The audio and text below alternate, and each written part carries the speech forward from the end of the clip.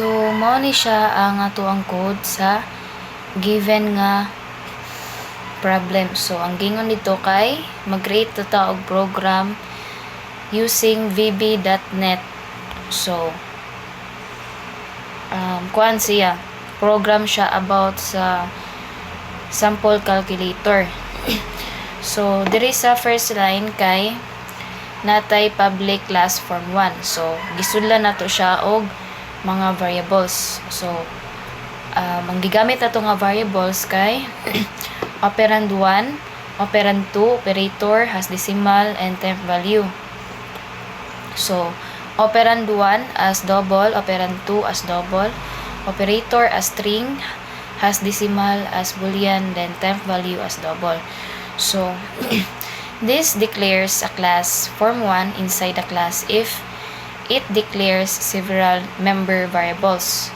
So, mo na siya ang member variable, si operand 1, operand 2, then operator has decimal 1,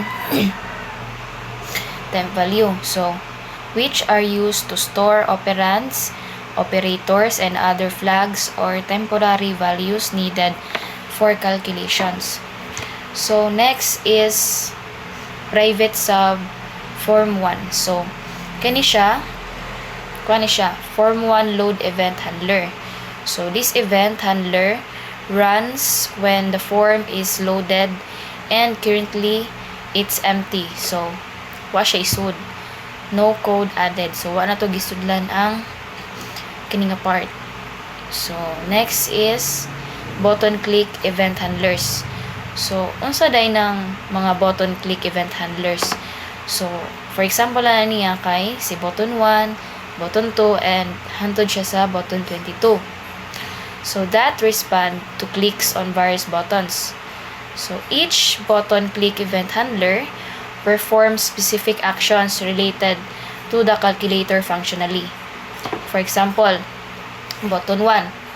Si button 1, i-remove niya ang last character sa text box. Then, si button 2, gi-clear niya ang character nga gi-input nato sa calculator dito sa text box 1. Then, button 3, button 4, up to button 21, appends corresponding button text to text box 1. Then, button 22, mo ni siya ang nag-perform og arithmetic operations such as plus, minus, times, or multiplication, then division. So, based on the stored operator value and displays the result in text box 1.text.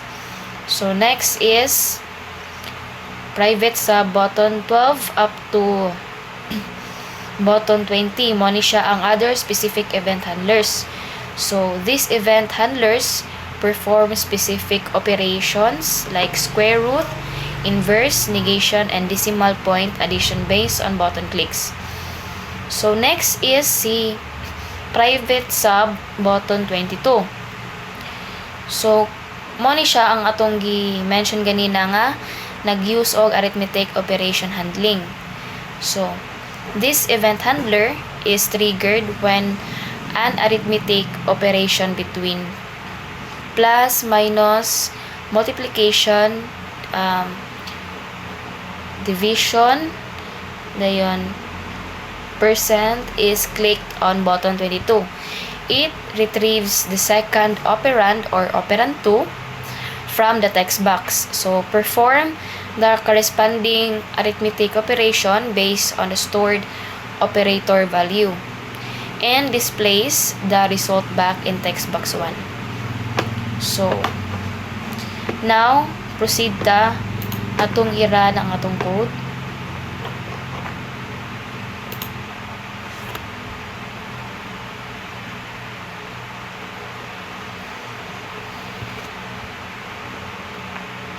So, after nato i-run, mugawas ni siya ang ato ang output which is ang sample calculator. So, ato i-try ang mga functions. So, try ito 10 then times 6 equals. So, nigawas ang niyang result 60. Try na to og mga complicated daw nga kung ng number.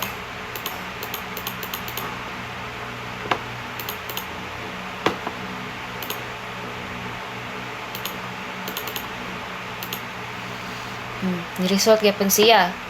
Try na itong backspace. So, kaning si backspace, kuha na siya. Iya ra siyang mura ganing kung sa cellphone kay mag-delete siya kanang every single digit or letter. Mano siya kanang gamit aning backspace. Then, kung kanisang C, kay automatic siya nga ma-erase tanan. Mubalik ka uno. So, mo ni gamit niya sa backspace. Then, mura to siya.